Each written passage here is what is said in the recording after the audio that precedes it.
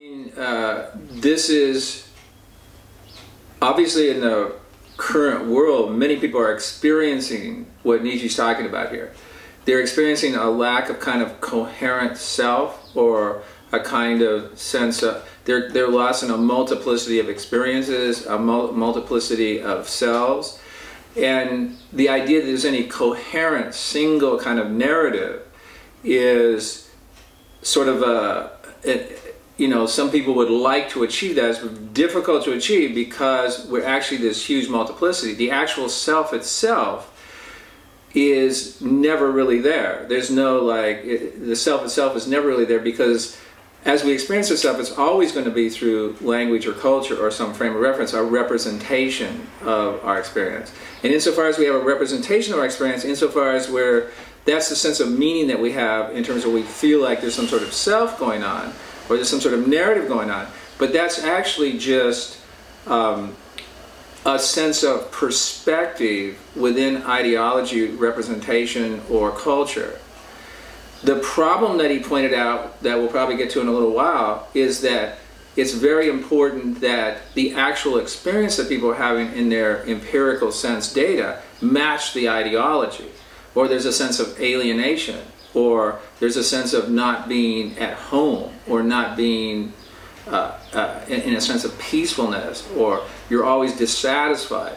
Because, and of course, as we'll probably get to later, the problem that he was pointing out is that in the late 1800s or early century, we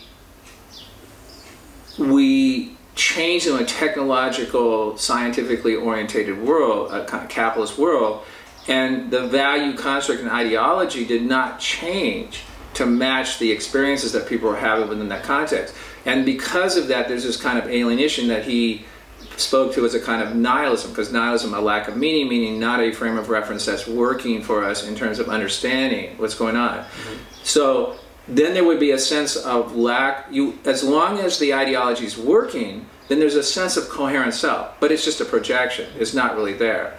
When it ceases to work, when the ideology you're using ceases to work within the frame of reference of your sense experience, then you feel alienated from the self. You mentioned that science and technology are actually nihilistic.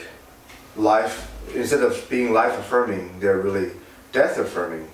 Could you go a little bit more into that statement? Science and technology are relatively new ideologies or structures of thought, and what Nietzsche's pointing out is that insofar as people are experiencing themselves in a scientific or technological way, they're alienated to their own process of creativity, because they're already in a way to experience that creativity that already has been set up for them in being objective, or being in a frame of reference to which they have to understand themselves or experience themselves in order for it to be true or correct or whatever.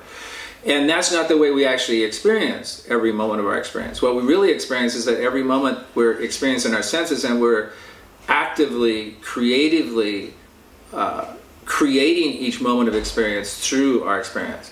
And yes, we do that through language and culture and ideology, but insofar as we're applying that ideology, it needs to